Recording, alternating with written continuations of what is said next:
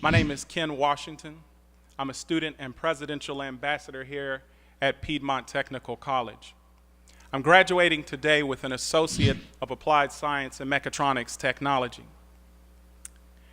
So ends another chapter in this journey that we call life.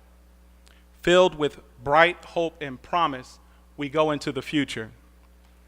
As we contemplate the future, we do so with a vision of what we hope to create.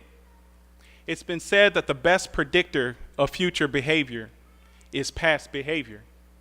But I believe that as we learn and mature, that we're able to extract working principles from the past to propel us to a more excellent future. Every day we make choices that will determine the path that we take from here. Haim G. Ginott said it best. He said, and I quote, "I have come to the frightening conclusion that I am the decisive element in my life. It is my personal approach that creates the climate. It is my daily mood that makes the weather. I possess tremendous power to make my life miserable or joyous." Close quote. For me, that quote encapsulates my journey to Piedmont Technical College. I was fortunate enough to find a job that I loved in my early 20s. I worked with teens in a residential school for behavior, made good income, and really didn't feel compelled to further my education. However, when the economy went south, the school I worked for suffered and eventually closed. My wife and 6 children depended on me to provide for them. I was faced with a serious problem, but I remembered a quote from Scott Peck that helped me move forward. Quote, "It is in the whole process of meeting and solving problems that life has meaning. Problems are the cutting edge that distinguishes between success and failure. Problems call forth our courage and our wisdom. Indeed, they create our courage and our wisdom. It is only because of problems that we learn and grow mentally and spiritually." Close quote. In 2008, I found a job through Jobs at a Glance on Piedmont Tech's website. I went to work in a call center, made good money, and I was able to make advancements. But I wanted more. I wanted to be in a management role or in a training capacity. Some of the folks that were doing the job that I was doing at the time already had a bachelor's degree, and some had a master's degree. So I knew that if I wanted to get ahead, I would need to further my education. But going back to school wasn't an easy choice. My wife and I knew that short-term sacrifices would have to be made, but we chose to focus on our family vision. We knew we wanted our children to have opportunities that we didn't have.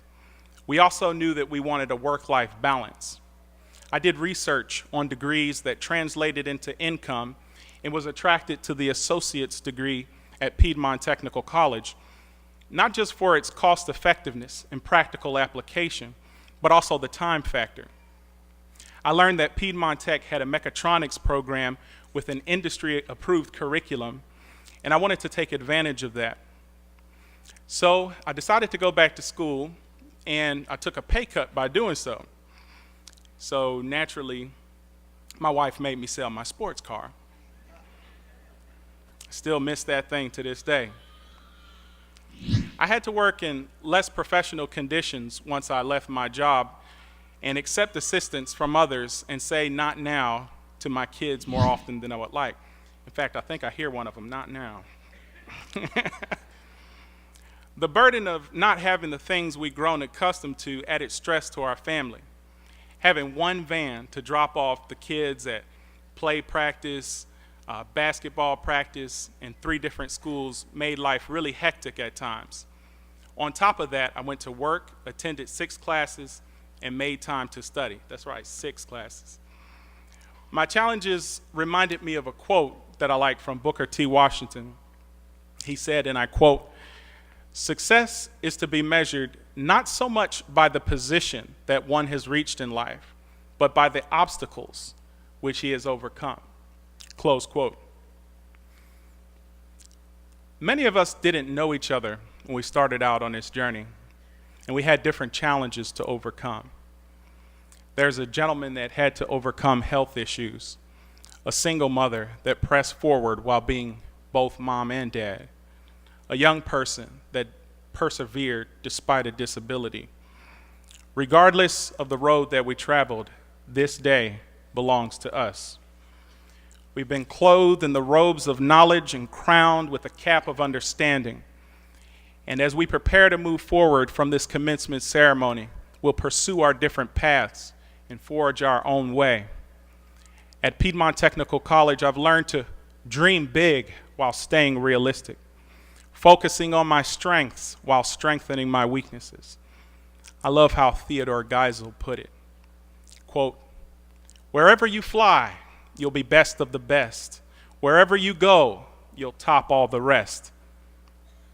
Except when you don't, because sometimes you won't. I'm sorry to say so, but sadly, it's true that bang-ups and hang-ups can happen to you." Close quote. My experiences taught me that success is not a linear path. It's more analogous to an AC sine wave that moves up and down. I've learned not to allow my low points to define my reality. I've also learned the value of community. Nothing illustrates that value of community more poetically than redwood trees. I don't know if you know, but redwood trees are the tallest trees on Earth. Physics would dictate that these massive trees fall were it not for the fact that they network with each other. Their roots intertwine with the roots of other redwood trees. This synergistic relationship is what allows them to stand so tall. They literally extend themselves so that each survives. By extending a part of themselves, the administration, faculty, and staff at Piedmont Technical College have sustained me. They know that I'm a working family man. They've been flexible and empathetic to the circumstances that occasionally came up. They also made the material easy to learn by using practical applications. I want to thank all of my instructors for being an integral part of my accomplishments. I'm grateful for my fellow presidential ambassadors for the camaraderie and good example that you've given me. I'm grateful for the Piedmont Tech administration for making my experience rich and rewarding.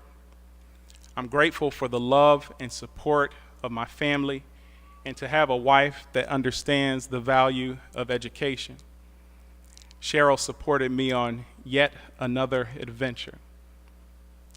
And in conclusion, to my fellow graduates, we fought the good fight. We finished the race. We've kept the faith. Thank you, and congratulations to each and every one of you.